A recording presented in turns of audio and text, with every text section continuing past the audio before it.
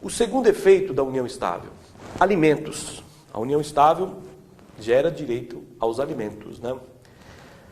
Portanto, é possível companheiros pedirem alimentos.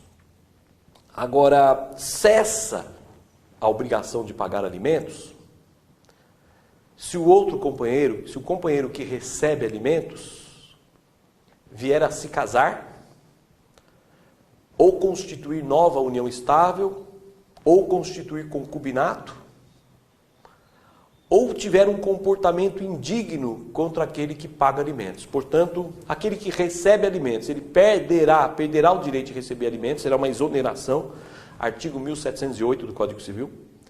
Perderá o direito se casar, se constituir nova união estável ou concubinato, ou então se tiver um comportamento indigno contra aquele que paga alimentos. Por exemplo, tentou matar aquele que paga alimentos. Tá? Já aquele que paga alimentos, companheiro que paga alimentos, caso venha a se casar, constituir nova união estável ou concubinato, continua tendo que pagar.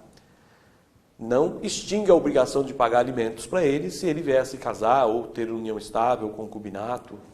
Ok? Muito bem.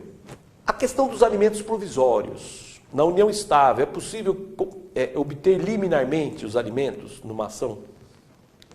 Vejam só. Se a união estável estiver comprovada por documento, não resta dúvida que é cabível a liminar para obter os alimentos provisórios. O problema é quando a união estável não está no papel. Você não tem documento nenhum que comprove a união estável. E daí, caberia liminar? Uma primeira corrente entende que não. Daí não caberia liminar de alimentos. Uma segunda corrente entende que sim, desde que o juiz marque uma audiência prévia de justificação da união estável.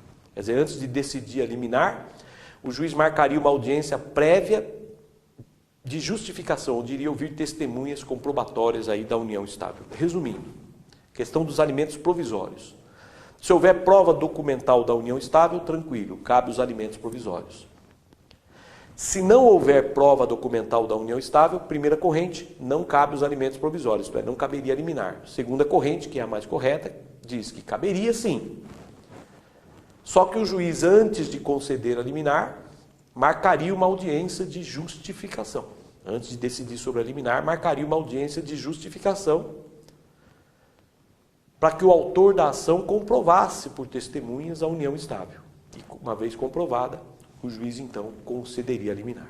Tá? Então, união estável não comprovada por documento, posição dominante é que mesmo assim cabe a liminar de alimentos, desde que o juiz marque uma audiência de justificação, dando oportunidade para o companheiro que moveu a ação trazer testemunhas comprobatórias aí da união estável. Ok?